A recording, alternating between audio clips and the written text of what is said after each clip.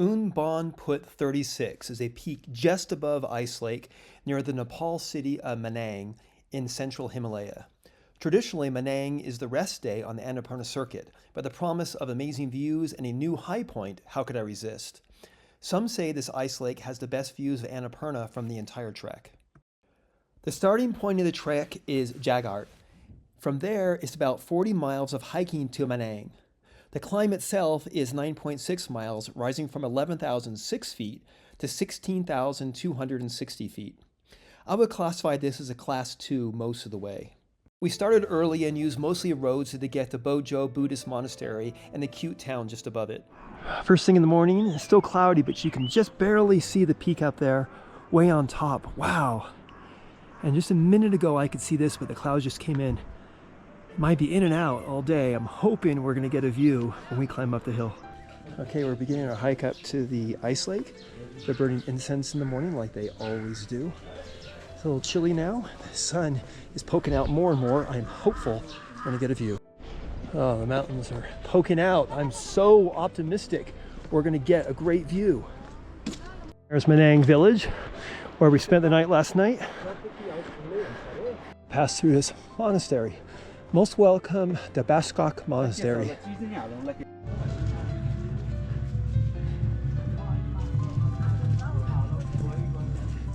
Must be prayer time. This village is just above the monastery, and it's delightful. Look at these stone paths, look at the flowers, look at the porches. It's delightful. And the best part of all is, when you wake up in the morning, you get this view. Wow. Already a couple hundred feet up, and I feel like we just barely got warmed up. This trail is very efficient. We're gaining altitude. From the monastery, the route is a well-defined trail up the ridge to the ice lake. The hardest part here is the elevation gain and a lack of oxygen. The trail itself is excellent and it's difficult to get lost. Even though we are in Nepal, this is not Nepalese riding. This is the kind of riding we see on the temples. Tibetan riding. The Buddhists. The peak that surrounds the ice lake for the first time. A new view for us. Ooh, the clouds came in over Annapurna.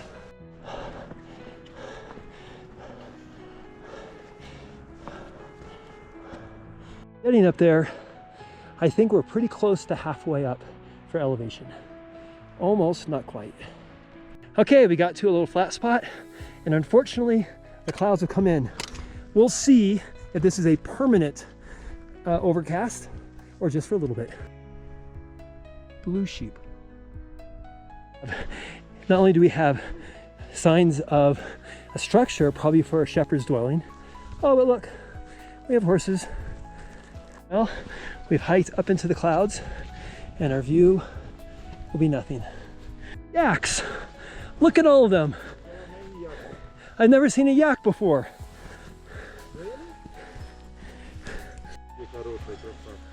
A herd of yaks. I'm at 14,600 feet. I am 100 feet above Mount Whitney, my previous high point. But Mount Whitney was a little bit more, how shall we say, summit-like. I still have a ways to go.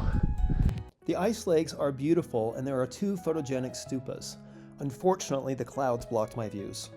Karen, we must be on the right path. The first ice lake, look at the clouds pouring over, and our view is not spectacular.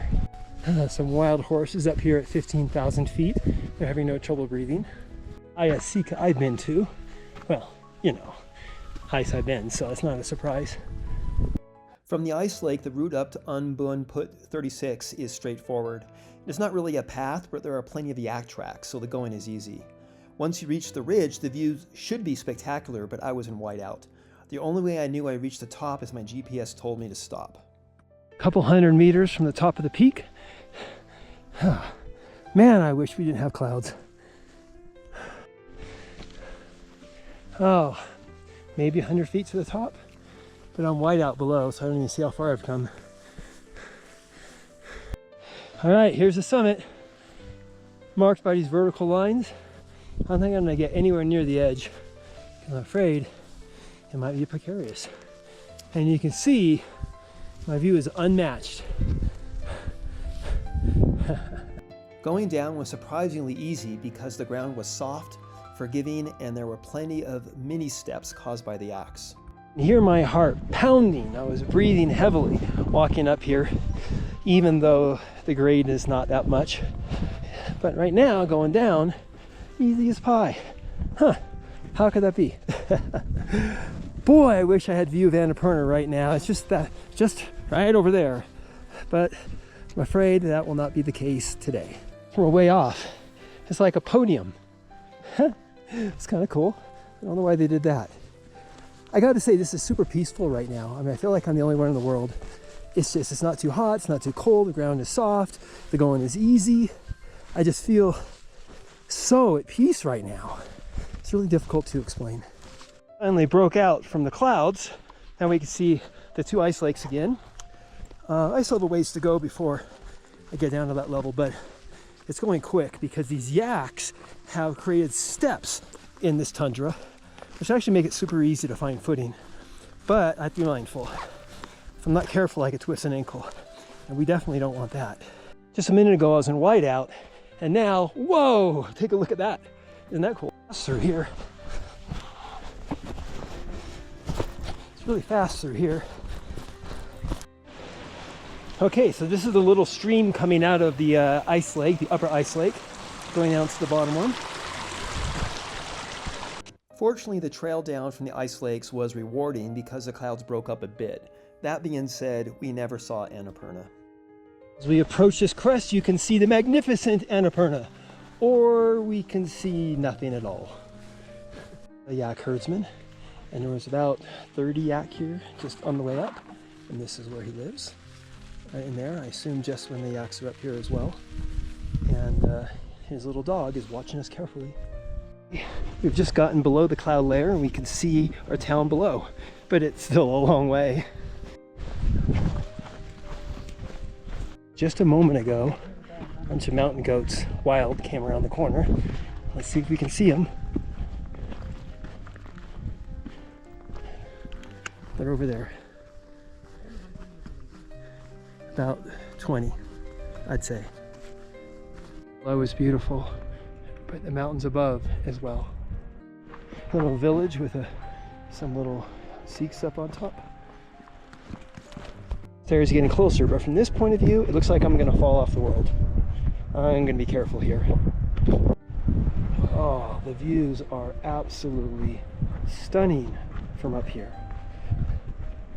The trail's along a ridge here with a little hoodoo sticking out. We're gonna make it to the monastery before you know it. Benches are everywhere, which are just the right height to have your backpack wreck on top without unstrapping it. We're about to enter the coolest village. I need to emphasize, this is not like Disneyland. This is not artificially created. People live here. This is how they live, the normal everyday life. Unchanged, probably, for hundreds of years. I mean, what's changed? Let me put glass on the windows. I guess that's about it. But they're drying out some food there. This is a little warehouse where they're keeping some food for later. A garden on a terrace. And then some firewood.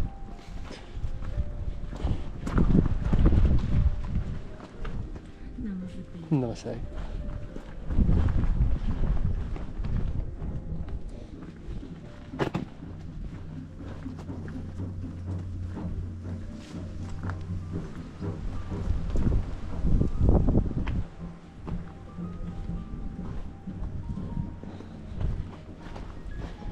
And now we're getting down to where the little monastery is, or maybe the place where they worship. I love the front porch here. Gorgeous flowers. Can you imagine living here? Every person knows every person deeply. Can you imagine the history, the generations that are intertwined, their sense of place, which is not something that we have when we live in a house for 10 years and then sell it. It's just so interesting. And now we exit the village. Should you do this hike? Well, if the weather's good, absolutely. Otherwise, it was good to get acclimatized and reach a new high point.